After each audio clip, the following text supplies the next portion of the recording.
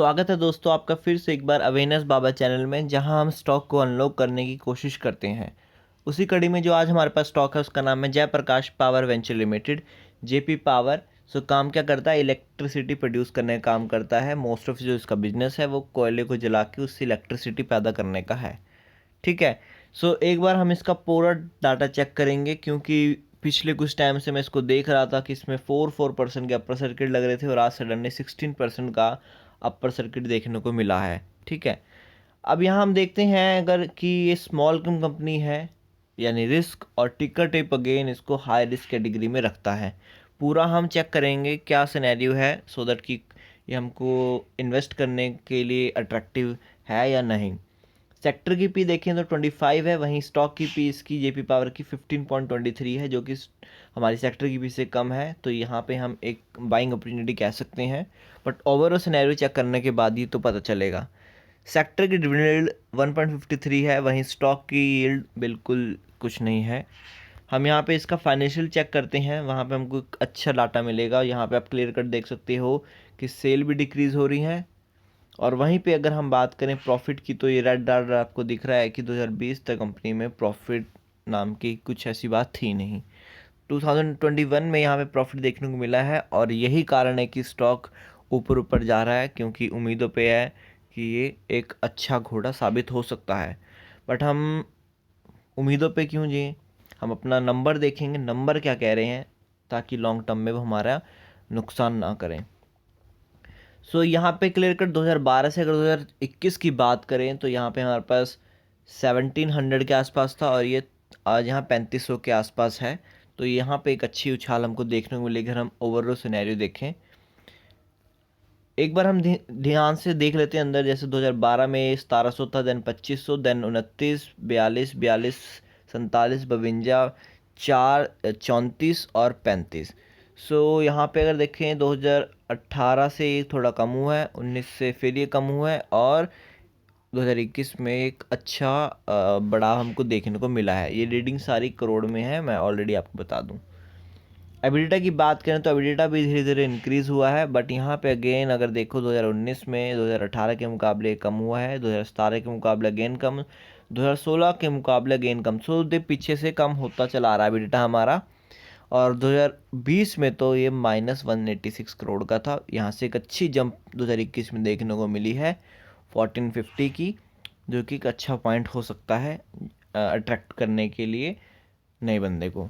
Net income की बात करें तो नेट इनकम आप देखो धीरे धीरे घटी ही है ये। ठीक है, 400 थी जब 2012 की बात करें करोड़ में, देन उसके बाद ये डिक्रीज़ ही हुई है, और इतनी डिक्रीज़ की 2016 में -250 लॉस में था, देन 1200 करोड़ लॉस में, देन 1500 करोड़ लॉस, देन 381, मतलब थोड़ा सा इंप्रूवमेंट हुई थी। देन अगेन 2020 की बात करें तो 2000 करोड़ के लॉस में थी, और अभी ये एक अच्छा सिनेरियो है कि कंपनी इतना लॉस में है, और अगेन सडनली यहाँ पे 2021 में ये 267 करोड़ के ये प्रॉफिट में आ जाती है, क्योंकि एनर्जी से रिलेटेड एक जो बूम देखने को मिल रहा है वो सभी सेक्टर में हमको अच्छा देखने को मिल रहा है।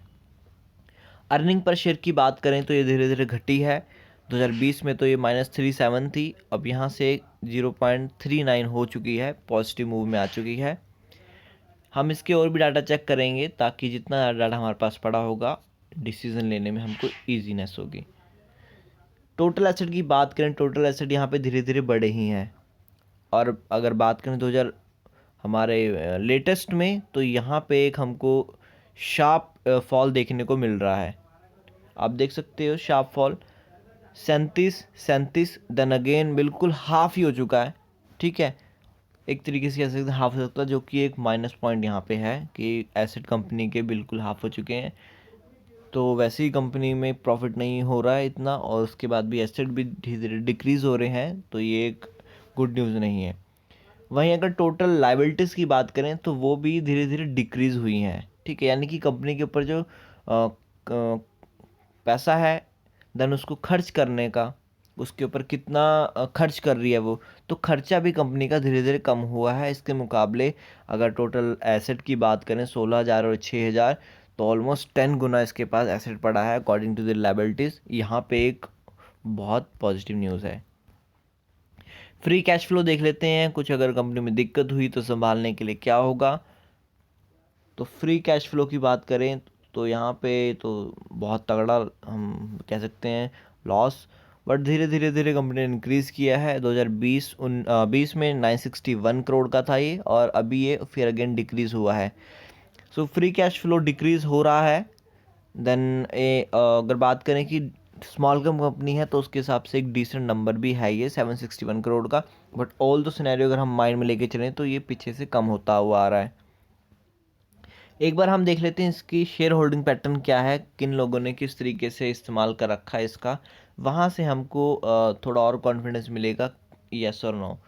तो सबसे पहले तो ये कैटेगरी से बाहर ही हो गया कि आप देखो प्रमोटर की होल्डिंग ओनली 26% है, जिसके कंपनी जो कंपनी है उसके जो मालिक है उनको ही अपनी कंपनी पर भरोसा नहीं है, तो फिर कंपनी किसके भरोसे है। और दूसरा 26 में से भी अगर यहाँ देखो आप तो सब 22% तो कंपनी कर्जे में ही है, मतलब कि इसके 22% शेयर गिरवी है, ओनली 3% प्रमोटर के पास है। तो बाकी शेयर का है, तो बाकी शेयर इसके रिटेल के पास होंगे, उनको चिपका सकते हैं ऐसी सिचुएशन में। म्यूचुअल फंड देखें, नो, म्यूचुअल फंड का कोई इंटरेस्ट नहीं है इसमें।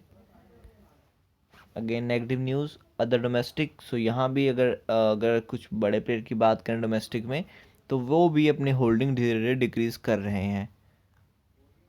इंश्योरेंस फर्म की भी अगर बात करें 1.43% है, बट मैं हैरान हूँ कि इंश्योरेंस फर्म जैसी, मतलब कि उनको तो एक सेफ गेम खेलनी होती है, तो उसका भी स्टेक कुछ ना कुछ है 1.43% का। सो यहाँ पे हम कह सकते हैं कुछ उम्मीद होगी शायद शॉर्ट टर्म में ऐसा कुछ, तो वो अलग सिनेरियो है। एक बार हम देख लेते हैं फॉरेन इन्वेस्टर का क्या रुख है। वेरी गुड, यहाँ पे एक हमको पॉजिटिव वे में देखने को मिल रहा है कि फॉरेन इन्वेस्टर इसमें अपना स्टेक बढ़ा रहे हैं 0.90%। ठीक है, ये बात ध्यान रखना, इसको मैं डिस्कस बाद में करूँगा कि 0.444 और फिर 0.90% अब इन्होंने बनाई है, इस बात को ध्यान रखना। मैं आपको इसको लास्ट में कुछ पॉइंट्स का डिस्कस करूँगा। देन रिटेल इन्वेस्टर की बात करें तो मैंने बताया कि किसके पास होगा, तो ये रिटेल के पास होगा और धीरे धीरे बढ़ा ही है। यहाँ पे देखें अगर सिनेरियो तो 11% रिटेल के पास है, और कुछ बड़े बड़े बिग प्लेयर हैं जिनके पास है 32%, ऑलमोस्ट 33% कह सकते हैं। सो ये था एक ब्रीफ इसके बारे में हमको जानकारी। ओवरव्यू देख लेते हैं, फिर मैं आपको अपना डिसीजन बताऊंगा कि क्या हो सकता है इस शेयर में इन फ्यूचर, कैसा जा सकते हैं हम। सो वन डे का अगर चार्ट की बात करें तो 16% है। देन अगर वन वीक की बात करें तो आप यहाँ देख सकते हो 11% है वन वीक में। तो जितना एक हफ्ते में नहीं कमाया इसने दिया रिटर्न, उससे ज़्यादा ये आज एक दिन में दे चुका है। वन मंथ की बात करें तो 37% है, ठीक है, वन मंथ में भी अच्छी है। वन ईयर की बात करें तो 119%, ऑलमोस्ट हम कह सकते हैं 100 रुपये को बनाया है 119 रुपये। 5 ईयर की बात करें तो 5 ईयर में देखो, 5 ईयर में कंपनी ने ओनली 79% के रिटर्न दिए हैं। मैक्स चार्ट पैटर्न देखोगे तो उसके तो क्या ही होगा। तो मैक्स चार्ट पैटर्न में आप देख सकते हो -76-73% का नेगेटिव में रिटर्न है। कंपनी का आप चार्ट पैटर्न देख सकते हो नीचे। ठीक है, लॉन्ग टर्म में एक सिनेरियो माइंड में रखना कि आप जिसमें कुछ ज़्यादा अमाउंट डालने लगे हो ना, उसका कम से कम चार्ट पैटर्न कैसा होना चाहिए, नीचे से ऊपर जाना चाहिए, और ये उसका अगेंस्ट जा रहा है ऊपर से नीचे। सो यहाँ पे गेम बिल्कुल ख़राब हो चुकी है, राइट। अब मेरा क्या डिसीज़न है इसमें कि इतने अपर सर्किट लग रहे, जाना चाहिए नहीं। सबसे पहले तो स्टॉक से बिल्कुल दूर हो जाओ, क्योंकि इस वक्त ये अपने बिल्कुल हाई पे है, टॉप पे। टॉप ब्रेक करता है तो ब्रेक हो ही चुका है ऑलमोस्ट, मैं जीरोधा की चार्ट में दिखा दूंगा आपको किस हिसाब से है वो। एक बार चार्ट, तो ये हमारा जीरोधा का मंथली चार्ट पैटर्न है। यहाँ आप क्लियर कट देख सकते हो कि जो हमारा स्टॉक है वो किस तरीके से ग्राउंडिंग बॉटम बनाने की कोशिश कर रहा है। ठीक है, बट अगर आप अभी ख़रीदने की सोच रहे हो तो आप यहाँ पे क्लियर कट देख सकते हो कि ये कहाँ पे खड़ा हुआ है, जहाँ से फॉलिंग स्टार्ट बिल्कुल एक प्रेशर से हुई थी, तो वहीं पे ये इस वक्त खड़ा हुआ है। तो अब मैं तो बिल्कुल एडवाइस नहीं करूँगा कि यहाँ पे आप इसको लो स्टॉक को, बट अगर हम इसको वीकली में देखें तो वहाँ पे एक अपॉर्चुनिटी हमको देखने को मिल रही है। वो क्या कि इसे अपना अभी पिछला ही कुछ जुलाई के आसपास का जो इसका अपर का जो रेजिस्टेंस था वो यहाँ पे इसने ब्रेक किया है। आप यहाँ देख सकते हो 6.85 के करीब का था और इसने ब्रेक कर दिया है। सो डेफिनेटली इसमें कल भी हमको अच्छी खासी उछाल देखने को मिलेगा। और पिछले दिन भी आप देख सकते हो कि ऑलमोस्ट 1.3 बिलियन लोग इसमें कल ट्रेड कर रहे थे। ठीक है, आज तो वॉल्यूम थोड़ा कम था एज़ कम्पेरिजन टू पिछले, मतलब ये वीक का चार्ट पैटर्न है। तो एक बार हम डे का देखें तो वीकली चार्ट पैटर्न का तो ये ब्रेक दे चुका है। ठीक है, मंथली में अभी ब्रेक नहीं दिया गया है। तो वनडे में तो इसने बड़ा तगड़ा ब्रेक दिया है। यहाँ देख सकते हो आप आज का अगर पैटर्न, तो बहुत तगड़े वॉल्यूम के साथ ऊपर गया है। तो डेफिनेटली शॉर्ट टर्म में तो जिसने ऑलरेडी ले रखा होगा उसकी तो यहाँ पे लॉटरी लगेगी। ठीक है, क्योंकि अब स्टॉक चढ़ चुका है। बट न्यू एंट्री वालों के लिए क्या हिसाब किताब है? तो न्यू एंट्री मेरे हिसाब से अभी नहीं होनी चाहिए, क्योंकि आज ही स्टॉक बहुत ऊपर गया है।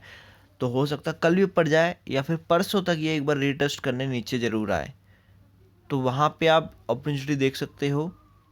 अदरवाइज़ अगर मैं आपको बताऊं तो अगर हम मंथली का देख के चलें, सो मंथली में हमारे पास एक ये चीज़ है कि ये स्टॉक अब अगर अभी लेते हैं तो 7 से 10 तक जाने का इसका मुझे आसार लग रहे हैं। और बाई चांस अगर 10 ब्रेक होता है तो यहाँ पे एक अच्छी खासी अपसाइड मूवमेंट देखने को मिल सकती है।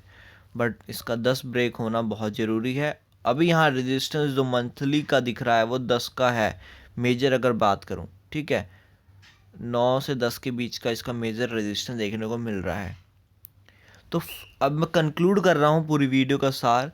फर्स्ट ऑफ ऑल कोई बाई एंड सेल रिकमेंडेशन नहीं है, ऑलरेडी मैंने बताया, just we are unlocking the stock. So इस वक्त मुझे लगता है इस स्टॉक में ना ही जाएं तो बेटर है। इसके हिसाब से हमारे बहुत सारे ऑप्शन हैं, बट मेरी ये बात नहीं सुनी जाएगी क्योंकि चुल तो होती है। मतलब अगर मैं एक जनरल मैनर बताऊं कि हमारे माइंड को चाहिए थोड़ी एक्साइटमेंट, अब ऊपर नीचे ऊपर नीचे। तो उस केस में हम क्या कर सकते हैं, कल का थोड़ा वेट कर सकते हैं। अगर ये कल, मुझे लगता है कल तो अपर साइड लगेगा। बट अगर आप थोड़ा सा वेट करो, ये थोड़ा सा अगर नीचे आता है, ठीक है, वैसे मुझे बिल्कुल उम्मीद नहीं है कि स्टॉक नीचे आएगा, हल्का सा भी लोअर सर्किट मारेगा, बट हो सकता है कि मार भी दे। तो आप ना, मतलब सच्ची बताऊं, अगर आपको अगर 1000 आप सोच रहे हो ना, तो 100 रुपये लगा के चुपचाप बैठ जाओ साइड में, बस देखते रहो हो क्या रहा है।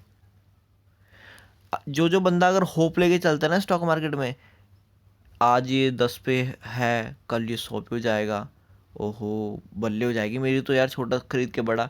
तो भाई होप पे स्टॉक मार्केट कभी नहीं चलती है। यहाँ पे नंबर्स, चार्ट, ये सब बड़ा वैल्यू रखते हैं। ठीक है, और अभी के हिसाब से मुझे लगता है कि अगर ये थोड़ा नीचे आता है, अगर आप एंटर हो जाते हो इसमें, अमाउंट मैंने आपको ऑलरेडी बताया, अगर आप 1000 लगाने सोचे तो 100 में। रिटेल इन्वेस्टर मुझे नहीं लगता आपको किसी को भी 1000 से ऊपर लगाना चाहिए। ठीक है, चाहे आप कितना भी बड़ा पोर्टफोलियो के बैठे हुए हो, बाकी तो आपकी पर्सनल चॉइस है, आप कुछ भी कर सकते हो। बट मेरे हिसाब से, ठीक है, just put a minimum amount. मैंने भी थोड़े निचले लेवल पे जस्ट फॉर एंटरटेनिंग पर्पस कह सकता हूँ, या फिर देखने के लिए कि क्या हो रहा है, तो हल्का सा अमाउंट मैंने भी डाला था। ठीक है, बिल्कुल नेग्लिजिबल है। ठीक है, मुझे इसको फ़र्क नहीं पड़ता अगर कल वो 0 भी जाता है अमाउंट, बट ठीक है, अपसाइड मूवमेंट है तो मैं एक ड्राइव ले रहा हूँ, राइट। तो बट न्यू प्लेयर को मैं खोलूँ, जब कोई नया बंदा अगर एंटर कर रहा है तो मेरे ख्याल से उसको रुक जाना चाहिए थोड़ा। अगर कल कंसोलिडेट करता है, वैसे तो एंट्री के चांसेस नहीं होंगे क्योंकि अपर सर्किट लग रहा है तो एंट्री हो नहीं सकती है। तो जस्ट आप देखो दूर से, ठीक है। अब मेन बात, तो सर करे क्या, बहुत सारे अच्छे स्टॉक है, उसमें जाओ। अगर आप एनर्जी से रिलेटेड स्टॉक में जाना चाहते हैं तो IEX, इंडियन एनर्जी एक्सचेंज, बहुत तगड़ा स्टॉक है। ठीक है, और बहुत अच्छी ग्रोथ करेगा इन फ्यूचर, आप उसमें जा सकते हो। इसकी भी मैं वीडियो बहुत जल्दी लेके आऊँगा, सो आप उसको चॉइस कर सकते हो। फाइनली पूरा डिसीजन तो आपके हाथ में है। मैंने जो भी स्टॉक के बारे में बताया वो सब आपको क्लियर कट स्क्रीन पे दिख रहा होगा। इसके बाद आपको जो करना, जैसा करना आपके ऊपर है। बट मेरे ख्याल से risk and reward, her video में बोल रहा हूँ मैं, रिस्क एंड रिवॉर्ड। अगर किसी ने मेरी इतनी सी बात समझी ना, रिस्क एंड रिवॉर्ड, तो मतलब कि वो सर्वाइव कर जाएगा। अदरवाइज़ अगर तुक्के पे उसने बोल दिया खरीद लो, उसने बोल दिया खरीद लो, पेनी स्टॉक है यार 10,000 लगा सकते हैं, छोटे से स्टॉक है, इतने अब जेब में पैसे हैं। डाइवर्सिफिकेशन भी नाम की कोई चीज़ होती है, इस कुछ इसमें कुछ इसमें कुछ इसमें कुछ इसमें अच्छे स्टॉक में लगाएंगे तो डेफिनेटली होगा कि बढ़ेगा ही बढ़ेगा। कोविड के केसेस बढ़ रहे हैं, किसी ने मोटा अमाउंट डाल दिया और स्टॉक नीचे आया तो फिर ऐसा स्टॉक मार्केट गंदी है, ये तो जुआ है, इस प्रकार के ब्लेम होते हैं। तो उससे बेटर है कि हम एक अच्छी गेम खेलें।